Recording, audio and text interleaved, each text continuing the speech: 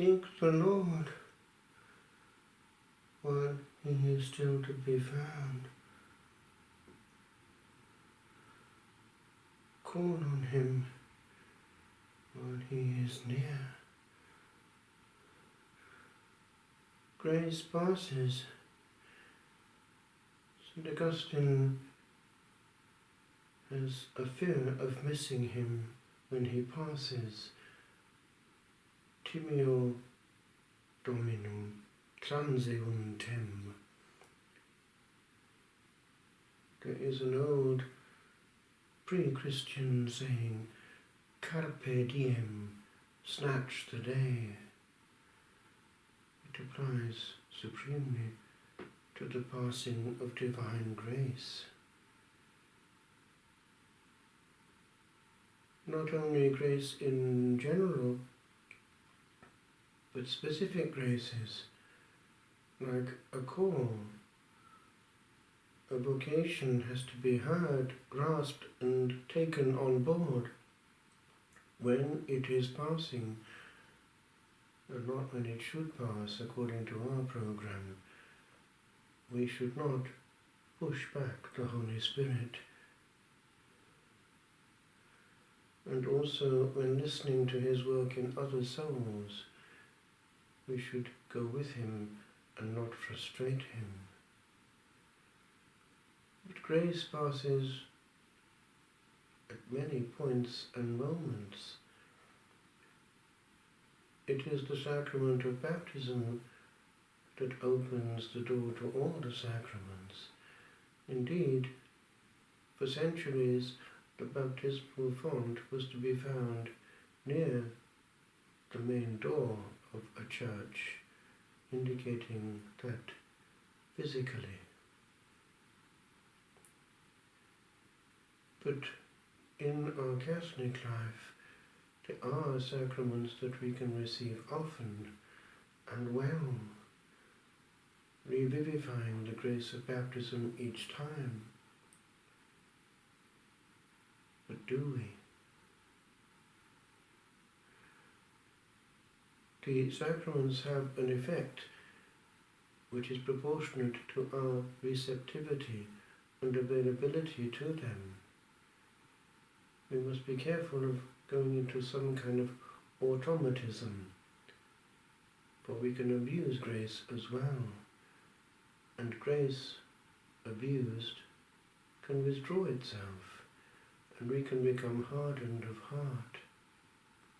And as Pope Benedict pointed out in one of his magisterial teachings, activism in the consecrated life leads to that hardening of heart, where the whole organism just fails in its delicate functioning, for we become functionaries ourselves, machines only.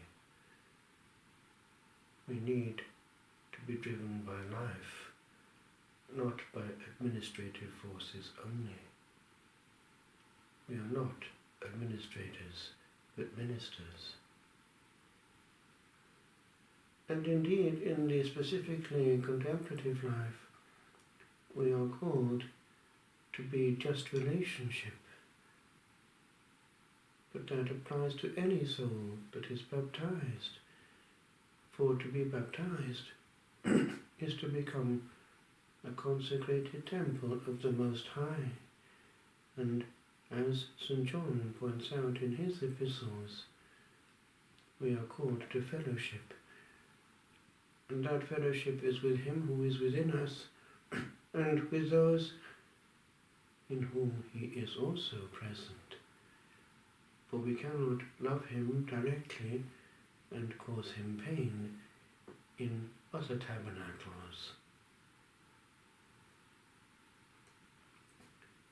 The scene at the Jordan is Trinitarian. The Father's voice is heard. The Spirit descends in the form of a dove. And this relationship is seen and heard, my beloved. The Father is seen as might, the Son, the Logos, as wisdom, and the Spirit as love. So, my beloved indicates also the bond, and the Spirit is the bond.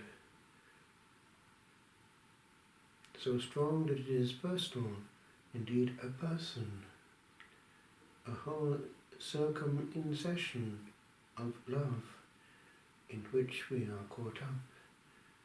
And our call is simple. We must be beings of love, caught up in Trinitarian life and transmitting it, and only it.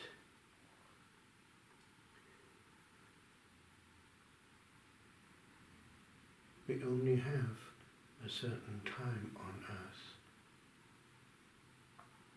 It is well to pause before we squander it on too many things. Let us keep it simple and do only the things that we are asked to do,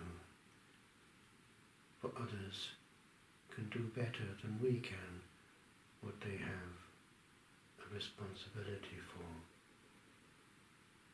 As the Lord said at the end of the Gospel to Simon Peter, "Follow thou me."